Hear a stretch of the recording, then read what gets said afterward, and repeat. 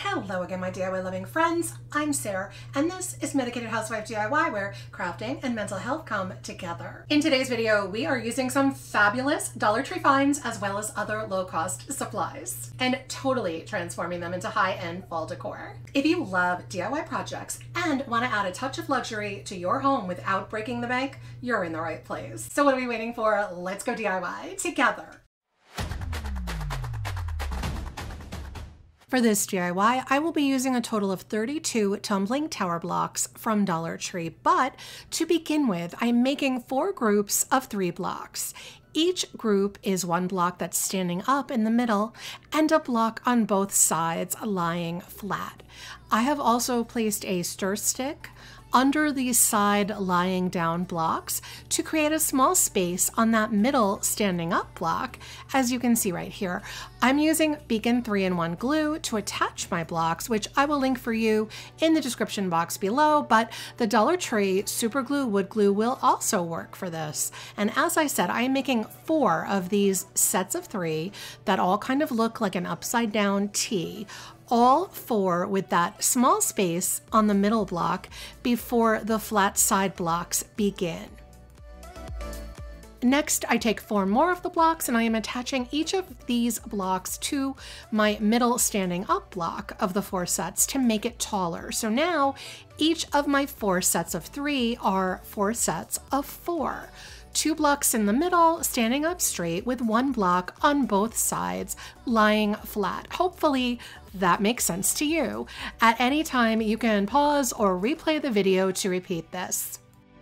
I place 2 more stir sticks down onto my first row of flat blocks to create another identical space between my first row of flat blocks and my next row of flat blocks. So we'll be placing 2 more blocks on each of my 4 sets of blocks directly above the first row of flat blocks, with a small space between each row, as you can see right here. Next, I'm making a 3rd row of flat blocks the same way we made the first 2 rows. I place 2 stir sticks down on top of the 2nd row of flat blocks and add 2 more flat blocks to each of my sets of blocks. And this 3rd row has the same amount of space between it and the row of flat blocks beneath it. This is my final row, and we have used a total of 32 tumbling tower blocks.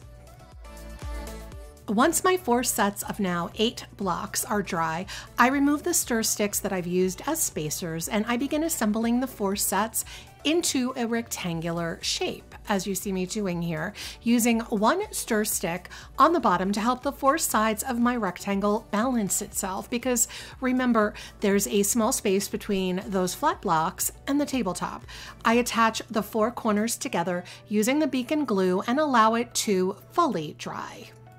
I'm using some folk art antique wax, which I will link for you below, mixed with water to thin it out, and a small brush to paint the entire tumbling tower block piece, starting on the bottom. And then those tall block pieces, I do the inside walls, then turning the whole thing over, which is right side up, I paint the top of the piece and those 4 tall block tops that are slightly above the flat blocks because of the spacers that we used when we built it. And I paint the outside walls too, making sure that I get my paintbrush inside the spaces between the blocks as well, because I want to get all those little nooks and crannies so everything is fully covered. And I set it aside then to dry. I've got this 5x7 piece of clear plexiglass that I'll link for you below, but a 5x7 piece of glass from a Dollar Tree frame will also work for this. I just prefer the plexi for safety reasons. I place that over the Jenga blocks as a topper. And oh my goodness, this is my clear topped tumbling tower block riser, and I am so happy with how this riser turned out. I really, truly love it. I think it's so classy and upscale and just a gorgeous wood riser. Perfect fall decor that's super easy, simple but elegant and modern nonetheless. This one is truly a keeper. For this DIY, I'm using the brown tumbling tower blocks from Dollar Tree. I initially started with 2 sets of these 39 block rectangles, and you can pause the video to see the exact layout. It's basically groups of 3 blocks attached together, except in 3 places where I added an extra block, and I've marked that for you here. And initially, as I said, I made 2 of these 39 block boards. I used beacon glue to attach the blocks, but you can use the wood glue from Dollar Tree. Here are the 2 39 block rectangles after they've been glued. Then I take 2 sets of 3 blocks and I'm going to glue them together side by side, as you see me doing right here. Now, I lost the footage of me gluing these 3 block sets standing up on diagonal corners of one of my large rectangles, so I apologize for that. But once I attach them to those 2 corners, then I add some glue to the tops of those 3 block sets and I place my second rectangle directly on top. I make 2 more sets of 3 blocks glued side by side, and for those of you keeping track at home, that's a total of 102 blocks used. Then I glue those 2 3 block sets to the opposite 2 diagonal corners of my second rectangle, as you see me doing right here, and these are the opposite corners of the 3 block sets that we glued underneath. Hopefully that makes sense to you. Also, you can see I used some piles of blocks in between the 2 rectangles to help support that top rectangle while the glue dried. I have this bamboo cutting board from Dollar Tree and I'm using some apple barrel paint mixed with water to thin it out in the color Antique White, which I will link for you below. And I'm painting the entire cutting board with the water and paint mixture, using a dry paper towel to wipe away the excess liquid. I do 2 coats of the thinned out paint on both sides and all the edges of the cutting board to give a nice antique whitewashed look, but leaving some wood grain peeking through. And here is where I decided I didn't like the way this looked with both rectangles the same size. So I removed the top rectangle. I took those 2 3 block set pieces off of the bottom rectangle and broke a 9 block piece off the bottom rectangle. Then I broke a 10 block piece off of that same rectangle, leaving me with a 20 block rectangle, at which point I reattached the 2 3 block sets diagonally and gave it some time to dry. So that changes my total blocks used to 83 blocks for the entire project instead of 102 blocks. I applied some more glue to the tops of those 2 3 block sets on the bottom rectangle, and I placed my larger rectangle and centered it on top of that smaller rectangle. Then I put that aside to dry. Lastly, I added some glue to the tops of the 2 3 block sets on that top rectangle, and I centered my cutting board on top of that. And this is my 2-tier, or is it 3-tier, tumbling tower block and bamboo cutting board riser. I love the way this turned out. This riser is really substantial looking with the wood and the bamboo. I love the contrast of the brown blocks and the antique whitewashed bamboo. Everything about this riser is impressive. I think it's very unique and eye-catching and just an overall great addition to your home decor.